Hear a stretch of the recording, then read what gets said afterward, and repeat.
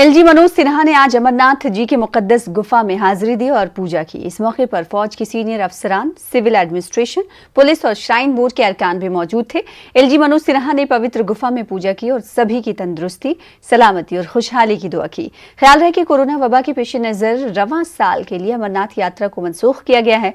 हालांकि अकीदतमंदों के जज्बात को मलहूज रखते हुए श्राइन बोर्ड ने पवित्र गुफा से सुबह शाम होने वाली आरती के लाइव टेलीकास्ट का नज्म किया है। श्रीनगर में नेशनल कॉन्फ्रेंस की लीडरान की एक मीटिंग मुनक्किद हुई। ये मीटिंग एनसी सदर फारूक अब्दुल्ला की रिहाइशगाह पर मुनक्किद की गई। चंद रोज कबल दिल्ली में हुई मीटिंग में उठाए गए सवालात के बारे में पार्टी लीडरान के साथ तबादला ख्याल किया गया। इस मीटिंग में नेशनल कॉन्फ्रेंस के तमाम बड़े लीडरान ने शिरकत की। सीनियर साथियों की एक मीटिंग थी, उसके बाद उसके पस मंजर में बस एक बस्तमसी और आपस में जो भी उस पर ख्यालात थे उनका एक्सचेंज हुआ और कुछ नहीं, कोई ज़्यादा नहीं है मामला। अभी उसके बारे में हम वो कहेंगे, उसके बाद ये कंफर्म हो जाएगा कब है, क्या होगी, कितने बजे होगी, क्या होगी, उसके बाद में हम कह सकते हैं। देखिए डॉक्टर साहब तो सरबराह हैं पीएचडी के, पीपल्स अलायंस के, और पूरा हमारे जो ख्यालात हैं, हमारी जो हमारा स्टैंड है, वो सारे उसमें हम सब यूनाइटेड हैं, बिल्कुल मुत्फिक हैं और उसमें कोई किसी किस्म की गुंजाइश नहीं है। बस वही बात है जो डॉक्टर साहब ने वहाँ बात की है, बस उसी बारे में कि क्या किया है क्या नहीं किया है। जो उन्होंने वहाँ पे बात की थी 370 की, 35A की, और जो वहाँ पे उन्होंने कहा डिलिमिटेशन, बस यही बात है और कुछ खास बात नहीं। जो उन्होंने वहाँ पे किया है वही डॉक्टर साहब ने कहा है कि हमने वहाँ पे कौन सी बात। Director health services Kashmir doctor Mushtaq Ahmad Rather का कहना है कि माहिरीन की मीटिंग के बाद ही स्कूलों को खोलने का फैसला किया जाएगा। डॉक्टर मुश्ताक ने न्यूज़ 18 उर्दू के करेस्पॉन्डेंट परवेज भट्ट के साथ बातचीत की। उन्होंने कहा कि हालांकि कश्मीर में डेल्टा वेरिएंट की कोई रिपोर्ट्स नहीं है, ताहम फिर भी मुमकिन तीसरी लहर से निपटने के लिए तमाम एहतियाती इक़दाम किए जा रहे हैं। इन्होंने मजीद कहा कि वैक्सीन लेने के लिए अब ऑनलाइन रजिस्ट्रेशन की जरूरत नहीं है। डॉक्टर साहब, अगर हम बात करें कोविड-19 केसेस की तो काफ़ी कम हो गए हैं अब कोविड-19 केसेस। कम तब हुआ जब हम सब ने SOPs का पालन किया, SOPs पे ध्यान दिया गया, गवर्नमेंट की तरफ से भी, लोगों ने भी कोऑपरेशन दिया। उसके बाद बहुत ज़रूरी जो वैक्सीनेशन ड्राइव चला, हालांकि आपने देखा पूरे इंडिया में, पूरे भारत में इसको सराहा गया कि हमने जो वैक्सीनेशन ड्राइव की उसने हमें बचाया और जो SOPs का पालन हुआ, क्योंकि आप देखिए गवर्नमेंट जो है पूरा लगा था इसके साथ। 30 लाख वैक्सीनेशन हमने करी, किसी को कोई प्रॉब्लम नहीं हुई, एक प्रॉब्लम कहीं नहीं हुई। जो गलत खबरें आई थी वो हमने टाइम एंड अगेन लोगों से बात करके, एक्सपर्ट्स से बात करके, साइंटिस्टों से बात करके ये प्रूव हुआ कि किसी को कोई परेशानी नहीं हो गई। और जो इसके बारे में मिथ्स है, गलत खबरें फैलाई जाती है, वो बिल्कुल गलत है। जितने लोगों ने किया सब ठीक रहे। और जो वैक्सीन के बाद अगर किसी को पहले कोविड होने के बहुत कम चांसेस है, उसके बाद अगर होगा भी माइल्ड डिजीज़ होती है, ज़्यादा से ज़्यादा मॉडरेट होती है, वो अस्पताल की तरफ जाता भी नहीं है। क्योंकि आप एक्सपर्ट हैं इसमें, क्या ये आप राय दे सकते हैं कि अब थोड़ा ईज आउट किया जा सकता है, खासतौर स्कूल खुलने के हवाले से अगर बात करें, क्योंकि एजुकेशन काफ़ी ज़्यादा सफर होगी। थर्ड वेव का खदशा जो है, देखिए गवर्नमेंट प्रोएक्टिव होती है। यहाँ सेकंड वेव अभी आई नहीं थी तो आपने देखा कि हर एक डिस्ट्रिक्ट में ऑक्सीजन प्लांट लगा, वो रातों रात नहीं लगा। गवर्नमेंट सोई नहीं रहती, अपना काम करती रहती है। ये जो डेल्टा वेरिएंट कह रहे हैं, इसका कितना खदशा है, यहाँ पे कितना खतरा हो सकता है और थर्ड वेव के लिए क्या तैयारियां हैं हमारे पास? देखिए अभी तक जो हमारा यहाँ पे इस जो अभी यहाँ तो कोई डेल्टा का अभी पॉजिटिव नहीं आया, उसके लिए हमारा सर्वेलेंस भी चल रहा है, जेनेटिक वो भी चल रही है, अभी तक कोई आया नहीं है। लेकिन जो गवर्नमेंट की तैयारियां, जैसे कि आपको मैंने कहा, चाहे थर्ड वेव हो, चाहे कोई और मतलब चेंज आए वायरस में, तैयारियां उसके साथ जारी है और चलती रहती है। जिनको सेकंड डोज लेना है उनकी कुछ जगहों से शिकायत आ रही है कि उनको ऑनलाइन रजिस्ट्रेशन नहीं मिल पा रही है और वो दूसरा डोज नहीं ले पा रहे हैं, उनके उसके हवाले से। हमारी जो आए दिन मतलब हर वीक LG साहब रिव्यू लेते हैं, CS साहब रिव्यू लेते हैं, एडिशनल चीफ सेक्रेटरी साहब रिव्यू लेते हैं, हर वीक की ये बात है ये एज पर गाइडलाइंस हो जाता है। सपोज आज एक गाइडलाइन ये पहले थी कि आप विद इन 4 to 6 वीक्स, उसके बाद आए 8 to 12 वीक्स। उसकी वजह से थोड़ा जो अगर डिले हुआ होगा बिकॉज ऑफ द गाइडलाइंस। और हमने अब ये ज़रूरी नहीं है कि फार फ्लंग एरिया में कहीं नेट नहीं चलता, किसी को मोबाइल चलाना नहीं आता, क्लियर कट गवर्नमेंट के डायरेक्शन से आप आइए और ऑन स्पॉट रजिस्ट्रेशन कराइए। अफगानिस्तान पार्लियामेंट की रुकन नाहिद फरीद ने नेशनल कॉन्फ्रेंस के सदर डॉक्टर फारूक अब्दुल्ला से मुलाकात की। ये मुलाकात फारूक अब्दुल्ला की रिहाइशगाह पर हुई। दोनों लीडरों ने कश्मीर और बरसगीर में मौजूदा सूरत हाल पर तफसीली बातचीत की। इस मौके पर फारूक अब्दुल्ला ने अफगान रुकन पार्लियामेंट से वादी में सयाहत के इम्कानात पर भी तबादले ख्याल किया। सयाहती मकाम गुलमर्ग में जम्मू कश्मीर यूटी का सबसे ऊंचा कौमी परचम नस्ब किया जाएगा। इस कौमी परचम की ऊंचाई 100 फीट लंबी होगी। ये काम फौज की 15 गढ़वाल की जानिब से हो रहा है। इस फ्लैग का तामीरी काम जारी है।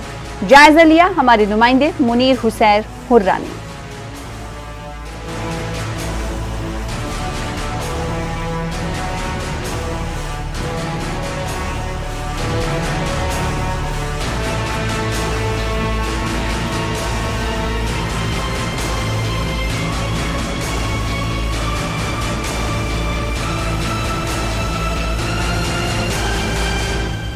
इस वक्त मैं मौजूद हूँ सयाहती मकाम गुलमर्ग में, उस जगह पर जहाँ पे जम्मू कश्मीर यूटी में सबसे ऊंचा इंडियन नेशनल फ्लैग यहाँ पे नस्ब किया जाएगा।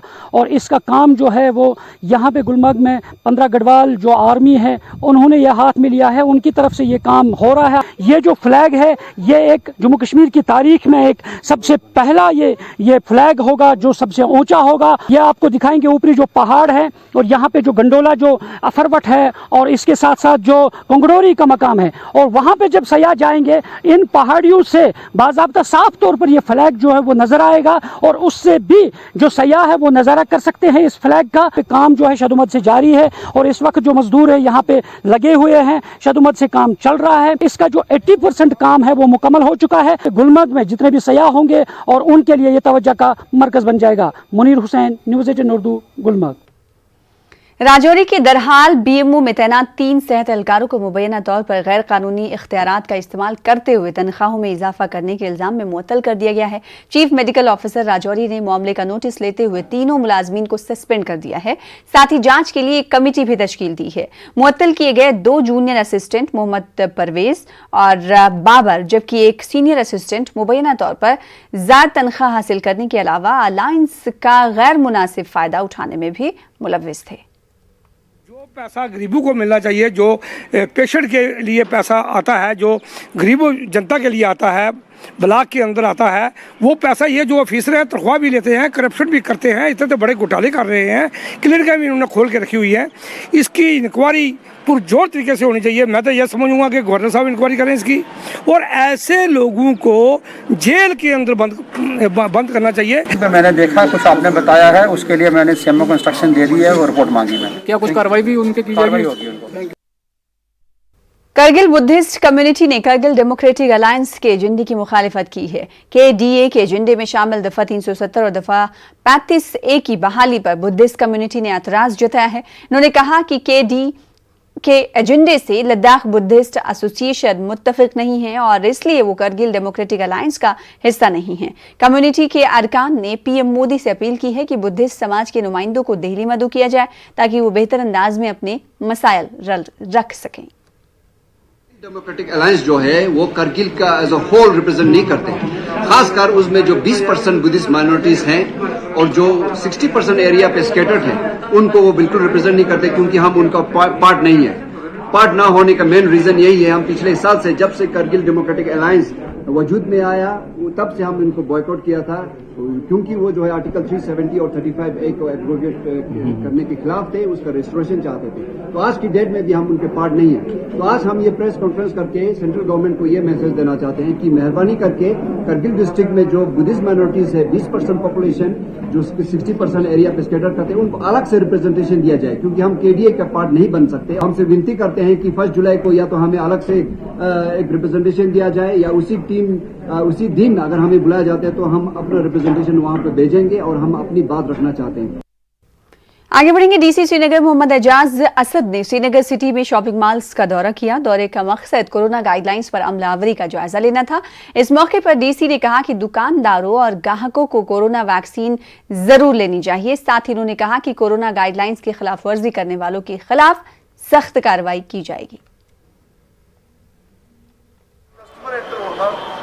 वो भी उसका वैक्सीनेशन स्टेटस चेक करें। अगर कोई वैक्सीनेटेड नहीं है तो उसके पास नेगेटिव टेस्ट रिपोर्ट होनी चाहिए। इसका मकसद ये है कि पूरे ज़िले में जिस तरीके से मेडिकल एक्सपर्ट्स प्रेडिक्ट कर रहे हैं कि थर्ड वेव भी आने वाली है, उससे पहले हर कोई जो वैक्सीनेशन का हर कोई वैक्सीनेट हो जाए। और अपने अपने नियरेस्ट सेंटर पर मैं अपील करना चाहता हूँ सभी से कि अपने अपने नज़दीकी सेंटर पर जाकर कोविड का टीका लगवाएं। श्रीनगर इंतजामिया कोरोना एसओपीज के निफाज के लिए बेहद मुतहर्रिक नजर आ रहा है। Assistant development commissioner Srinagar Hanif Balkhi और दीगर सीनियर अफसरान श्रीनगर के मुख्तलिफ मकामात पर मुसाफिरों और आम लोगों से मास्क पहनने और कोरोना रहनुमा खतूब पर अमलावरी की अपील करते नजर आए। जैसे आपको पता है कि बोलते हैं अब थर्ड वेव का ही असर होने वाला है आगे कुछ दिनों में, तो अब इस बार ये डिसाइड हुआ कि पहले से एहतियाती कदम अगर लिए जाएं तो हमेशा बेहतर रहता। अब इसमें एक चीज़ आप भी देख रहे हैं कि 90% से ज़्यादा लोग मास्क पहने हुए हैं, तो कुछ लोग नहीं पहन रहे हैं। उनसे भी यही गुजारिश है आज के आपके हवाले से कि लगाएं मास्क, क्योंकि इसमें एक बात आपने देखी, जब हम गाड़ी को पकड़ते हैं, स्कूटर को पकड़ते हैं, बहुत स्टाफ पूरे श्रीनगर में घूम रहा है, तो बहुत बुरा सा लग रहा है किसी को जुर्माना करना या सज़ा देना या गाड़ी सीज़ करना। ये बिल्कुल ही इंसान का ज़मीर नहीं मानता है। तो यही गुजारिश है, अगर आदमी मास्क लगाए, हम कागज़ चेक करने के लिए नहीं है, मास्क चेक करने के लिए। गलती मानता हूँ, गलती एक्सेप्ट करता हूँ कि मैंने अभी निकाली थी तो मेरी गलती है, मैं एक्सेप्ट करता हूँ गलती। तो मास्क पहनना चाहिए, हर किसी को मास्क पहनना चाहिए। वादी कश्मीर के पश्मीना कारीगरों ने आज श्रीनगर में एहतजाजी मुजाहरा किया। यह एहतजाज कुछ ऐसे डीलरों के खिलाफ किया गया जो शॉल बुनने के लिए पावर लूम का इस्तेमाल कर रहे हैं। हाथ से दस्तकारी करने वालों का कहना है कि पावर लूम पर शाल की बुनाई का काम जारी होने से उनका जरिए माश मुतासिर हुआ है। मुजाहिरीन ने एलजी इंतजामिया से ऐसे तमाम डीलरों का रजिस्ट्रेशन मनसूख करने की अपील की है। हमारा मुतालबा है कि पश्मीना सन्नत को नेस्तनाबूद करने की साजिश कुछ खुदगर्ज उनसर जो गैर कानूनी तौर पर पावर लूमों पर पश्मीना कारी करते हैं, जिससे लाखों की तादाद में इस सन्नत से वाबस्ता खासकर कारीगर हजरात मुश्किलात से दो चार। कुछ हमारे जो कारीगर हजरात हैं अपने पेट पालने के लिए, बच्चों के लिए खून भी भेजा। खुदारा मैं उनसे पूछना चाहता हूँ, क्या हमें जिंदा रहने का कोई हक नहीं है? क्या हमारे बच्चों को पढ़ने का कोई हक नहीं है? अगर आपके बच्चे बड़े स्कूलों में पढ़ते हैं, हमें छोटे जो स्कूल है उनमें पढ़ने दीजिए। फिलहाल इसी के साथ रुकेंगे एक और ब्रेक के लिए। कुछ और खबरों के साथ चलवाते हैं।